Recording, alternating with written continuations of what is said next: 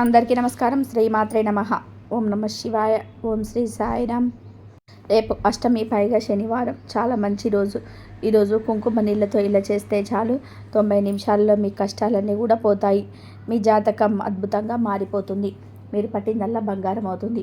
చాలా మంచి రిజల్ట్ వస్తుంది. మీరు అనేక రకాల ఇబ్బందుల నుండి బయటపడగలుగుతారు. అష్టమి రోజు ఎవరైతే ఈ కుంకుమ నీళ్ళ పరిహారం చేసుకుంటూ ఉంటారో వారి యొక్క సుడి తిరిగిపోతుందని పరిహార శాస్త్రంలో చెప్తుంది. ఎందుకంటే కుంకుమ నీళ్లకు అత్యంత శక్తి ఉంటుంది. కుంకుమ నీటికి దిష్టిని, నెగిటివ్ ఎనర్జీని, నకారాత్మక శక్తులను తరిమి కొట్టే శక్తి ఉంటుంది. అందుకే దిష్టి తీయడానికి ఎక్కువగా కుంకుమ నీళ్లను వాడుతూ ఉంటారు. నీటిలో కుంకుమను కలిపితే కుంకుమ నీళ్లు రెడీ అయిపోతూ ఉంటాయి. కనుక ఈ పరిహారానికి మీరు అస్సలు ధనం ఖర్చు పెట్టవలసిన అవసరం లేదు. ఈ పరిహారానికి ప్రతి ఒక్క వస్తువు కూడా మన ఇంట్లోనే ఉంటుంది. కాబట్టి అందరూ ఖచ్చితంగా అష్టమి రోజున కుంకుమ నీళ్ళతో ఈ పరిహారం చేసుకోండి. మరి ఇంతకీ ఈ అష్టమి రోజున కుంకుమ నీళ్ళతో ఏం చేయాలనే విషయానికి ఇప్పుడు ఈ వీడియోలో వివరంగా తెలుసుకుందాం. ఫ్రెండ్స్, అంతకంటే ముందు తపోబలం గొప్పదా లేదా సత్సాంగత్యం వచ్చే బలం గొప్పదా అని తెలియజేసే పవిత్ర కథను విందాం. అంతకన్నా ముందు కామెంట్ బాక్స్లో శ్రీమాత్రే నమః అని కామెంట్ అయితే చేయండి. అలాగే ఈ వీడియో మీకు నచ్చితే ఒక లైక్ కొట్టి మా ఛానల్ని కూడా సబ్స్క్రైబ్ చేసుకోవడం మర్చిపోవద్దు. ఒకరోజు వశిష్ఠుడు విశ్వామిత్రుడి ఆశ్రమానికి వచ్చేశాడు. ఇద్దరు అనేక విషయాలను చర్చించుకుంటున్నారు. వశిష్ఠుడు వీడుకోలు చెప్పినప్పుడు విశ్వామిత్రుడు వశిష్ఠుడికి కలకాలం జ్ఞాపకం ఉండేలాగా ఒక విలువైన కానుక సమర్పించాలని తలచి తన 1000 సంవత్సరాల తపస్సును ధారపోశాడు. వశిష్ఠుడు దానిని మహదానందంగా స్వీకరించాడు.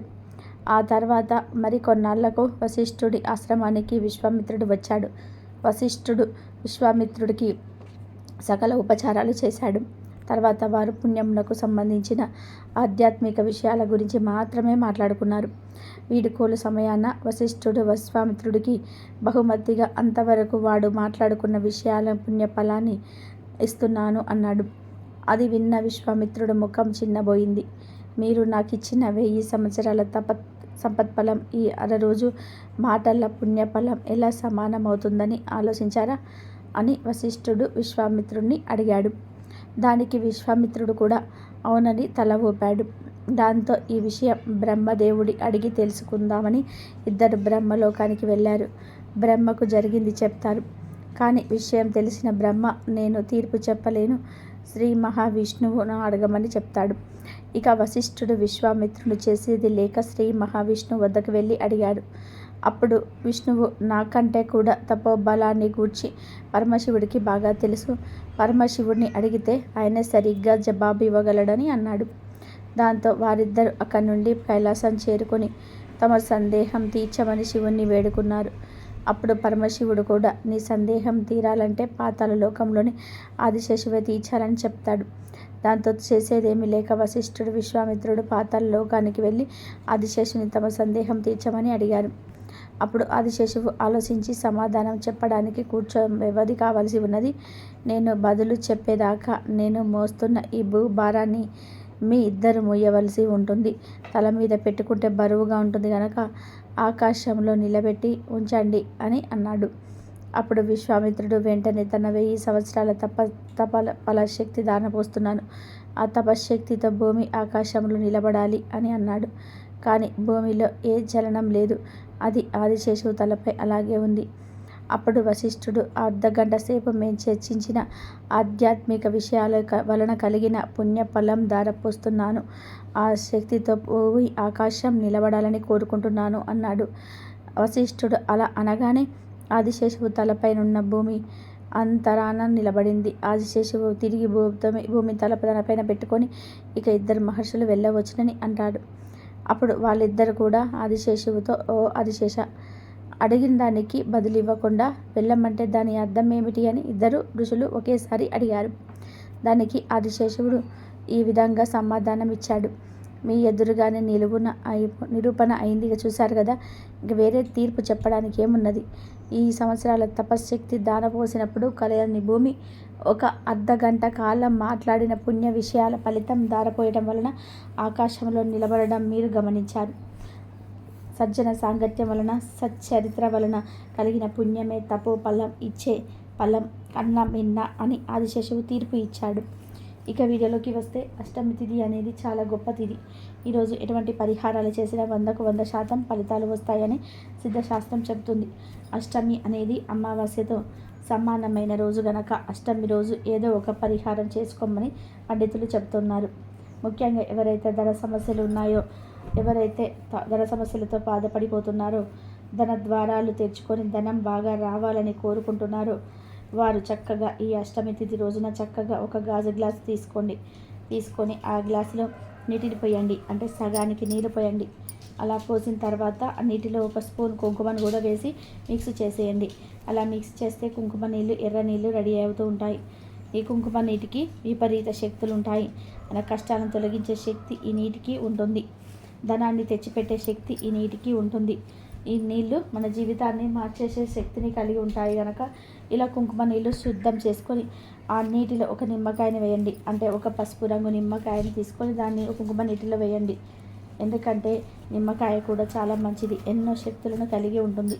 నిమ్మకాయ మనకు ఉండే నెగిటివ్ ఎనర్జీని, చెడు దృష్టిని, దరిద్రాలను తొలగించడంలో బాగా ఉపయోగపడుతుంది. కనుక ఈ నీటిలో ఒక నిమ్మకాయను వేయండి. తర్వాత ఈ గ్లాసులోనే చిటికెడంత ఉప్పును కూడా వేయండి. అంటే గల్లులుప్పు, సాల్ట్ ఏది వేసినా సరే పర్వాలేదు. ఉప్పు వేయడం వల్ల ధనం ఆకర్షింపబడుతుంది. కనుక ఇవన్నీ గ్లాసులో వేయండి. ఇక తర్వాత ఈ గ్లాసును తీసుకొని వెళ్ళి మీ ఇంటి మెయిన్ డోర్ గుమ్మానికి ఎడమ వైపున పెట్టి అలా వదిలేయండి. ఏ పరిహారాన్ని మీరు ఉదయం లేచినప్పటి నుండి రాత్రి పడుకునేలోపు ఎప్పుడైనా సరే చేసుకోవచ్చు. ఇలా గుమ్మం దగ్గర పెట్టిన కుంకుమ నీటిని మాత్రం 2 రోజుల పాటు అంటే 48 గంటల పాటు ఉంచి మళ్ళీ దశమి రోజు తీయాలి. తీసేటప్పుడు ఆ నీటితో ఒక్కసారి మీ ఇంటి మెయిన్ డోర్కు దిష్టి తీసినట్టుగా 3 సార్లు సవ్య దిశలో, 3 సార్లు అపసవ్య దిశలో తిప్పి ఇక ఆ నీటి తీసుకొని వెళ్ళి ఏదైనా రోడ్డు మీద పడేయాలి. నిమ్మకాయను కూడా రోడ్డు పక్కనే పడేయాలి. ఈ చిన్న పరిహారం చేస్తే మీకుండే అన్ని రకాల ధన సమస్యలు పోతాయి, ధనలాభం కలుగుతుంది. అంతేకాదు ఇలా చేసిన 90 నిమిషాలలో ఈ సమస్యలన్నీ కూడా పోతాయి. ఈ సమస్యల నుండి బయటపడే మార్గం తెలుస్తుంది. మీరు కోటీశ్వర్లు అయిపోతారు. అద్భుతమైన ఫలితాలతో మీ జీవితం మారిపోతుంది. మీరు పట్టిందల్లా బంగారం అవుతుంది. చాలా మంచి రిజల్ట్ వస్తుంది. ఈ పరిహారంతో ఇంట్లో పిల్లలపై ఉండే చెడు అంతా కూడా పోతుంది. ఎంత మంచి మేలు జరుగుతుందంటే మీరే సెకండ్స్లోనే ఆశ్చర్యపోతారు.